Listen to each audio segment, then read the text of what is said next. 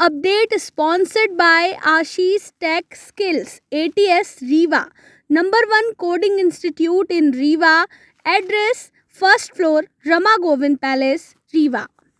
नमस्कार, बहुत बहुत स्वागत है आप सभी का विंध्या टाइम्स में। मध्य प्रदेश में इस साल के अंत में विधानसभा चुनाव होने हैं। सभी पार्टियों ने अपनी तैयारियां भी तेज कर दी हैं। कांग्रेस भी सत्ता में वापसी की पुरजोर कोशिश में लग गई है। अब खबरें हैं कि कांग्रेस जल्द ही अपने उम्मीदवारों की घोषणा भी कर सकती है। उम्मीदवारों की घोषणा को लेकर एमपी के पूर्व सीएम दिग्विजय सिंह ने हाल ही में एक बड़ा बयान दिया। उन्होंने कहा कि कमलनाथ ही इस चुनाव में सर्वे सर्वा हैं और जिनके नाम पर मुहर लगाएंगे वही उम्मीदवार होगा। दिग्विजय सिंह ने कहा कि चुनाव से पहले मिलने वाले टिकट को लेकर कई दावेदार मुझसे मिल चुके हैं, लेकिन आप सभी से आग्रह है कि इस बार चुनाव में किसी भी नेता के पास मत जाइए। इस बार नेताओं को टिकट कमलनाथ के सर्वे के आधार पर ही दिया जाएगा। इस चुनाव में हमारा लक्ष्य हर हाल में सत्ता को पाना है। दिग्विजय सिंह के सर्वे सर्वा के बयान के बाद राजनीतिक गलियारों में अटकलें तेज हो गई हैं। राज्य में होने वाले विधानसभा चुनाव में कमलनाथ ही कांग्रेस की तरफ से मुख्यमंत्री उम्मीदवार होंगे। ऐसे में सवाल उठता है कि क्या दिग्गी फिर से अपने दोस्त कमलनाथ को मुख्यमंत्री बनाने के लिए सक्रिय हो गए हैं या उनका मकसद कुछ और है। दिग्विजय क्यों बनाना चाहते हैं कमलनाथ को मुख्यमंत्री उम्मीदवार, इसके कई पॉइंट्स हम आपको बताएंगे। दरअसल दिग्विजय सिंह कमलनाथ को ही मुख्यमंत्री चेहरा बनाना चाहते हैं क्योंकि फिलहाल उन्होंने कमलनाथ में अपने बेटे की भविष्य की सुरक्षा दिखाई दे रही है। कमलनाथ उम्रदराज हो चुके हैं और 5 से 7 साल में रिटायर हो जाएंगे। ऐसे में दिग्विजय उनके सहारे बेटे की जमीन मजबूत करने में जुटे हैं।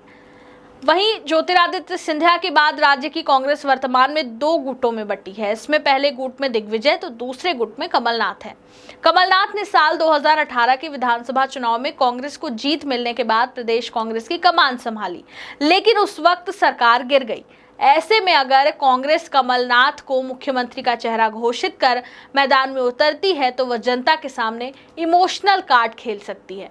कमलनाथ ने पिछले महीने मंदसौर जिले में संबोधन के दौरान कहा भी था कि पिछली बार जब उन्होंने प्रदेश सरकार की कमान संभाली थी तब ज्यादातर लोगों को पता नहीं था कि वह कैसे काम करते हैं, लेकिन अब की बार स्थिति पूरी तरह से बदल गई है। ऐसा मेरी 15 महीने की सरकार के कारण है, जिसके दौरान मैंने मध्य प्रदेश के लोगों के लिए दृढ़ संकल्प के साथ काम किया। अब आप सभी जानते हैं कि कमलनाथ कैसे काम करते हैं। इसके अलावा ये कारण और भी हो सकता है कि साल 2018 में जब मध्य प्रदेश में कांग्रेस की सरकार बनी तो शासन प्रशासन से जुड़े ज्यादातर फैसले दिग्विजय सिंह के कहने पर लिए गए और जब 15 महीने बाद सरकार गिरी तो कहा गया कि डीजीपी और चीफ सेक्रेटरी अगर एक्टिव रहते तो विधायक बेंगलुरु नहीं जा पाते। यानी कमलनाथ की सरकार गिरने के लिए दिग्विजय सिंह को ज्यादा जिम्मेदार ठहराया गया था। वहीं कमलनाथ और दिग्विजय की सियासी दोस्ती भी काफी पुरानी है। साल 1993 में मध्य प्रदेश में हुए विधानसभा चुनाव में कांग्रेस पूर्ण बहुमत के साथ सत्ता में लौटी थी। उस वक्त 174 सीटें कांग्रेस को मिली थी। केंद्र में पीवी नरसिम्हा राव की सरकार थी और कांग्रेस पर भी उन्हीं का वर्चस्व था।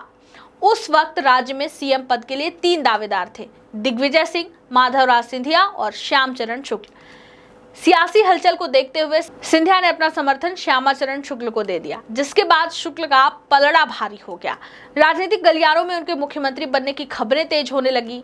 इसी बीच मंत्री कमलनाथ ने शुक्ल और सिंधिया के प्लान पर पानी फेरते हुए राव से कहा कि सीएम के लिए विधायकों से वोटिंग कराने को कहा जाए। राव को उनका यह आइडिया पसंद आया और दिल्ली से जनार्दन रेड्डी के नेतृत्व में 3 नेता भोपाल भेजे गए। विधायकों के वोटिंग के दौरान एक तरफ सिंधिया शुक्ल के गुट विधायक थे तो दूसरी तरफ अर्जुन सिंह, दिग्विजय सिंह और कमलनाथ का खेमा। यह वोटिंग मध्य प्रदेश के इंदिरा भवन में करवाई गई, जिसमें दिग्विजय को 103 और श्यामाचरण शुक्ल को 56 वोट मिले। इस परिणाम की सूचना राव को कमलनाथ ने ही दी, जिसके बाद दिग्विजय के सीएम बनाए जाने पर आखिरी ठप्पा लगा। कमलनाथ के कारण ही उस चुनाव में दिग्विजय सिंह मुख्यमंत्री बनने में कामयाब रहे। दिग्विजय सिंह 1993 से लेकर 2003 तक प्रदेश के मुख्यमंत्री रहे। साल 1993 के ठीक 25 साल बाद साल 2018 में मध्य प्रदेश में एक बार फिर कांग्रेस की सरकार सत्ता में आई, लेकिन इस बार सीटों की संख्या कम थी। इस बार भी मुख्यमंत्री बनने के 2 दावेदार, पहला कमलनाथ और दूसरे ज्योतिरादित्य सिंधिया। इस बार दिग्विजय सिंह ने अपना समर्थन कमलनाथ को दिया। दिग्विजय के समर्थन में कम से कम 50 विधायक थे। उस वक्त उन्होंने यह तर्क दिया था कि ज्योतिरादित्य सिंधिया का भविष्य है, कमलनाथ के पास अब सिर्फ एक ही मौका बचा है। दिग्विजय के समर्थन के साथ ही कमलनाथ मुख्यमंत्री बन गए।